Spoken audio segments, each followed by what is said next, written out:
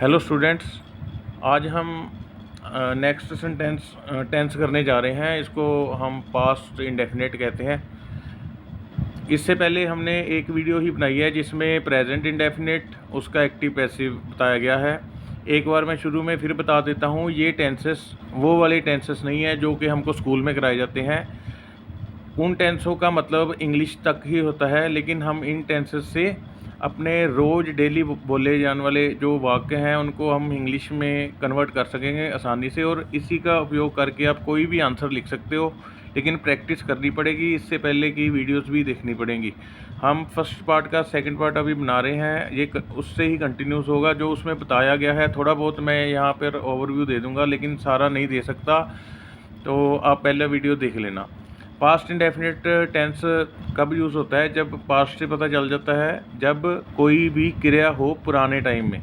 पुराना टाइम 2 दिन पुराना भी हो सकता है, और ज़रूरी नहीं कहीं एक ही टेंस से हम कर सकते हैं कि जहाँ पर हम पास्ट इंडेफिनिट यूज़ करते हैं वहाँ पास्ट परफेक्ट भी यूज़ कर सकते हैं। कई बार पास्ट इंडेफिनिट की जगह आप प्रेजेंट परफेक्ट भी यूज़ कर सकते हैं। डिपेंड करता है, काम ज़्यादा देर ना हुई हो तो हमारे कहने पे डिपेंड करता है।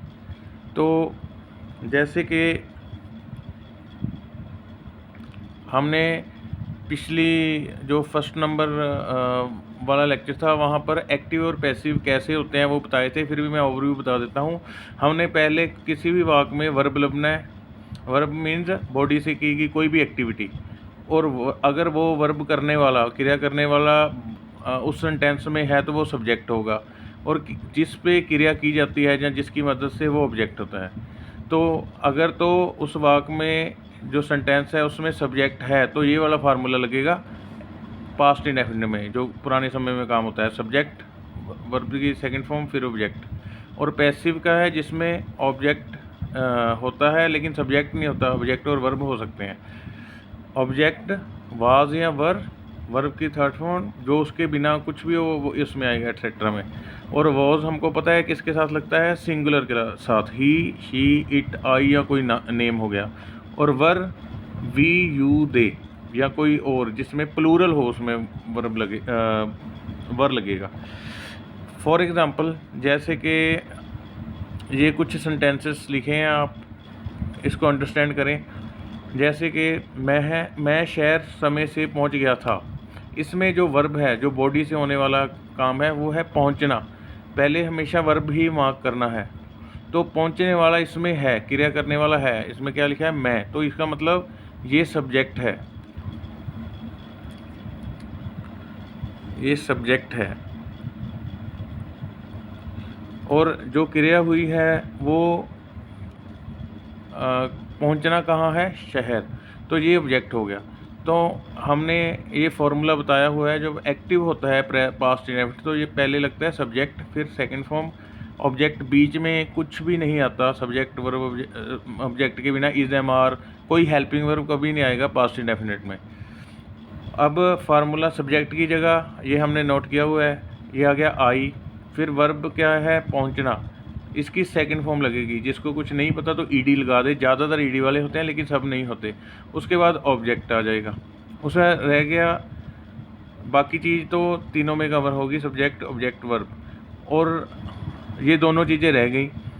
अगर कोई चीज़ रह भी जाए तो उसको रिवर्स इंग्लिश लिखते हैं, जैसे से, ऑन, समय, time. I reach city on time. उसके बाद है उसने मेरे को घर बुलाया था। तो इसमें बुलाना अब बॉडी से है, बॉडी का पार्ट यूज़ हो रहा है। और किसने बुलाया, उसने, इसमें सब्जेक्ट है। और किसको बुलाया, यहाँ वर्ड है मेरे को, ठीक है। इसमें दो ऑब्जेक्ट भी हो सकते हैं। आपने देखना है जो क्रिया है वो पहले किस पे डिपेंड करती है। तो फिर वही उसने मतलब सब्जेक्ट हो गया, बुलाना वर्ब है, उसकी सेकंड फॉर्म ईडी, तो किसको, मेरे को, ऑब्जेक्ट है। और फिर घर पे तो एट होम। नेक्स्ट है मेरे दोस्त ने मुझे धक्का दिया था। तो इसमें वही वर्ब, बॉडी से धक्का देते हैं, बॉडी से हो गया वर्ब। और किसने दिया, मेरे दोस्त ने, तो ये सब्जेक्ट हो गया, किसको, ऑब्जेक्ट हो गया। फार्मूला फिर वही, ये सब्जेक्ट पहले आ जाएगा, वर्ब धक्का देना, तो इसकी सेकंड फॉर्म आ गई ईडी वाली। उसके बाद मुझे, मी आ गया। नेक्स्ट एक और एग्जांपल है, मेरे पिताजी ने मुझे डांट दिया था। अब इसमें भी पहले वर्ब क्या है, डांटना, तो बॉडी का कोई पार्ट यूज़ करके ही ये क्रिया होती है। तो डांटने वाला कौन है, यहाँ पर दिया हुआ है मेरे पिताजी, और किसको, मुझको, इसे है इसमें लिखा हुआ है। तो फॉर्मूला फिर वही, पहले सब्जेक्ट मेरे पिताजी, वर्ब की सेकंड फॉर्म डांटना, ये रिब्यूक, ईडी लग गया, रिब्यूक्ड, रिब्यूक्ड। उसके बाद ऑब्जेक्ट मी। ये थे एक्टिव। अब पैसिव की कुछ एग्जांपल आपको दिखाऊंगा।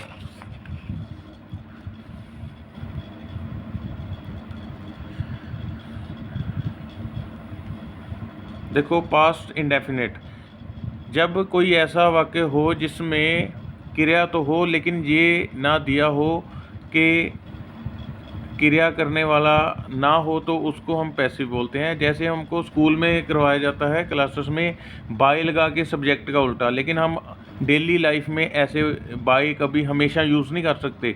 तो ये इनसे आपको वो इंग्लिश आएगी जो आप डेली यूज़ कर सकते हो। जैसे इसमें पास्ट इंडेफिनिट में आपको अगर पता चल जाता है भी ये वाक्य जो है पैसिव है, तो आपने फॉर्मूला लगा देना है, पहले ऑब्जेक्ट, फिर वाज या वर, वर्ब की थर्ड फॉर्म, फिर जो भी बच गया उसके बिना। जैसे मेरे दोस्त को धक्का दिया गया था, इसमें धक्का दिया वर्ब है, लेकिन ये नहीं बताया किसने दिया, किसको दिया बताया, मतलब ऑब्जेक्ट तो दिया है, वर्ब दिया, लेकिन सब्जेक्ट नहीं दिया। इसी तरह ये सारे मोबाइल बिक गए थे, बिकना वर्ब हो गया, और क्या बिक गया था, मोबाइल, ये नहीं बताया किसने बेचा था।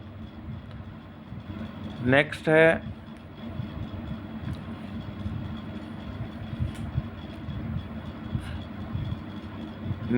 हमारे गांव में पक्के मकान बनाए गए थे। बनाना वर्ब हो गया, लेकिन ये नहीं बताया किसने बनाए थे, क्या बनाया, कहाँ बनाया, ये बता था, लेकिन ये नहीं बताया किसने बनाए हैं। तो इसकी इंग्लिश एक बार ट्राई कर लेते हैं।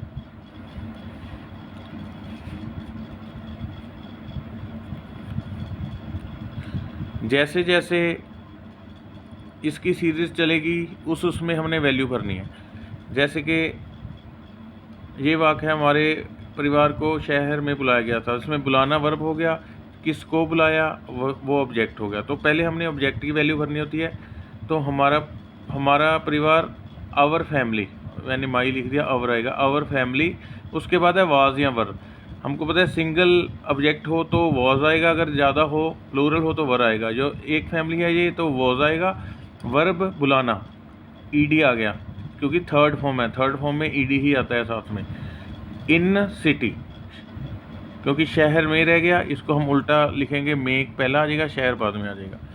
उसके बाद आ गया, मेरे दोस्त को धक्का दिया गया था, इसमें वर्ब ये हो गया धक्का देना, किसको धक्का दिया, ऑब्जेक्ट हो गया मेरा दोस्त, और किसने दिया ये नहीं पता, ना ही इसमें कुछ बताया गया, इसलिए ये पैसिव है। और पैसिव का फिर वही फार्मूला, पहले ऑब्जेक्ट, फिर वाज वर, फिर थर्ड फॉर्म। इसी तरह नेक्स्ट है, सारे मोबाइल बिक गए थे, वही, ये नहीं पता किसने बेचे हैं, वर्ब और ऑब्जेक्ट दिया है, तो ये पहले आएगा object, all mobiles were sold, object was were third, क्योंकि यहाँ वर इसलिए लगा क्योंकि मोबाइल एक से ज़्यादा है। आगे है, हमारे गांव में पक्के मकान बनाए गए थे, तो इसमें पक्के मकान है जो ऑब्जेक्ट है, पहले द ब्रिक हाउसेस, क्योंकि हाउसेस है ज़्यादा है, तो वाज या वर्ब में से वर आएगा, फिर वर्ब की थर्ड फॉर्म, जैसे ऊपर फार्मूला में बताया गया है। और लास्ट में रह गया हमारे गांव में, तो इसको हम रिवर्स चलते होते हैं, में मीन्स इन हमारा गांव, आवर विलेज। इसी तरह ये लास्ट है, धान की फसल को आग लगा दी गई थी, तो इसमें क्या है, आग लगाना, ये हो गया वर्ब, किसको लगाई वो भी, लेकिन किसने लगाई ये नहीं बताया गया, इसलिए ये ऑब्जेक्ट है। तो इसमें क्या होगा, पहले object the paddy crop, object was वर, फिर थर्ड फॉर्म। ये हमारा आज का इतना ही लेक्चर है, इसमें आपने प्रैक्टिस करनी है, और किसी अगली वीडियो में, किसी एक दो वीडियो में ट्राई करेंगे कि हम इसका सीधे फार्मूले से कोई बुक लें या न्यूज़पेपर लें या कोई भी, हमारे ये फार्मूले लगेंगे, कि फार्मूले बहुत सारे हैं, लेकिन पहले 2 या 3 ट्राई करके देखेंगे। बाकी हमारी वीडियो को ज़्यादा से ज़्यादा शेयर करो। अगर आप हमारी वीडियो देखते रहेंगे तो सारी इंग्लिश आ जाएगी आपको। हमारा नया चैनल है, ग्रो करने में मदद करें, सब्सक्राइब करें, लाइक करें, शेयर करें। धन्यवाद।